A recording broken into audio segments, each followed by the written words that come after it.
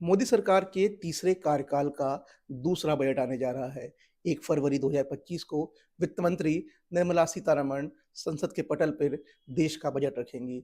इस बजट से देश को बहुत उम्मीदें हैं और उम्मीदों में क्या कुछ ज़्यादा ख़ास है और क्या प्रभावी ढंग से करना चाहिए सरकार को, जानने के लिए हमारे साथ एक सीएम उनसे बात करेंगे। सर, क्या शुभ नाम हो आप?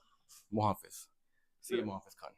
अभी साहब बताइए कि जो बजट आ रहा है, क्या एक्सपेक्टेशन है आप लोग, क्योंकि टैक्सेशन पे लगातार काम करते हैं, क्लाइंट्स भी आपसे मिलते होंगे, क्या फीडबैक आता है, क्या करना चाहिए सरकार?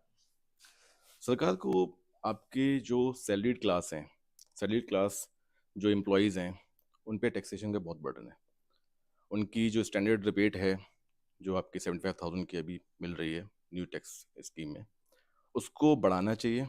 और जो आपकी जो 7 लाख तक का जो इन्होंने स्लैब रख रखा है, एक रिबेट के साथ कि है ना, उस पे कोई टैक्स नहीं लेंगे वो, उसको भी थोड़ा इंक्रीज़ करना चाहिए।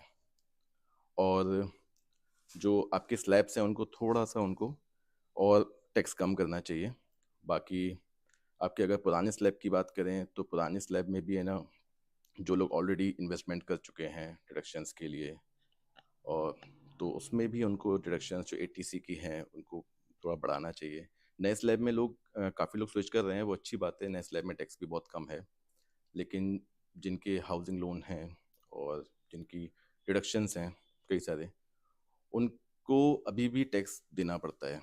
मैं कंपैरेटिवली न्यू स्कीम से कम देना पड़ता है, लेकिन है ना, उनको भी फिर भी टैक्स लगता है। उनको थोड़े से बेनिफिट और देने चाहिए।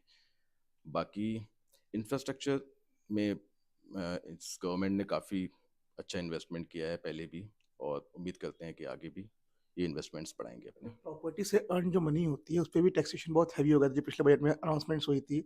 तो इसमें क्या कुछ कमी की उम्मीद कर रहे हैं आप लोग, जो आप लोग के एनालिसिस कहती है?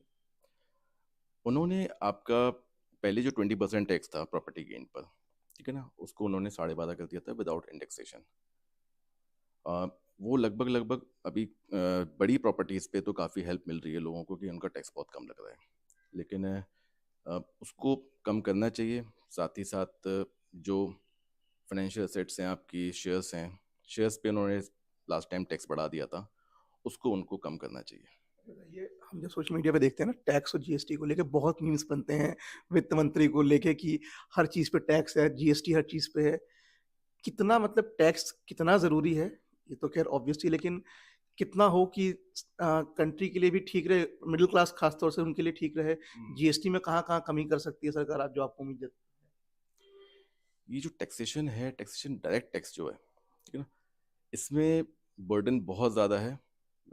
जो भी असेसीज हैं, जो भी इंडिविजुअल्स हैं, कंपनीज हैं, इन पे टैक्स बर्डन बहुत ज़्यादा है। डायरेक्ट टैक्स को कम करना चाहिए गवर्नमेंट को। इनडायरेक्ट टैक्स से तो अर्निंग हो ही रही है, गवर्नमेंट के पास रेवेन्यू पहुंच रहा है, और इनडायरेक्ट टैक्स से काफ़ी रेवेन्यू बढ़ भी रहा है, काफ़ी नई चीज़ों पर टैक्सेस लगा रहे हैं वो।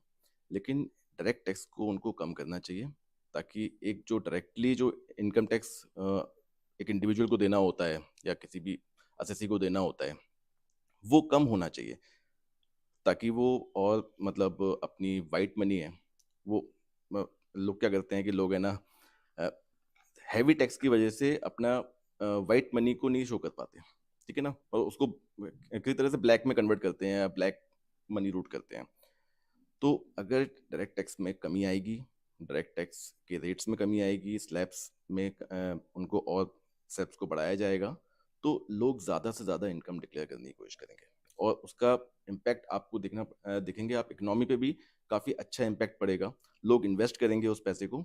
ब्लैक पैसा कोई यूज़ नहीं कर पाता, लेकिन वाइट जितना बढ़ेगा, लोग जितनी ज़्यादा इनकम डिक्लेयर करेंगे वो उसको यूज़ भी करेंगे।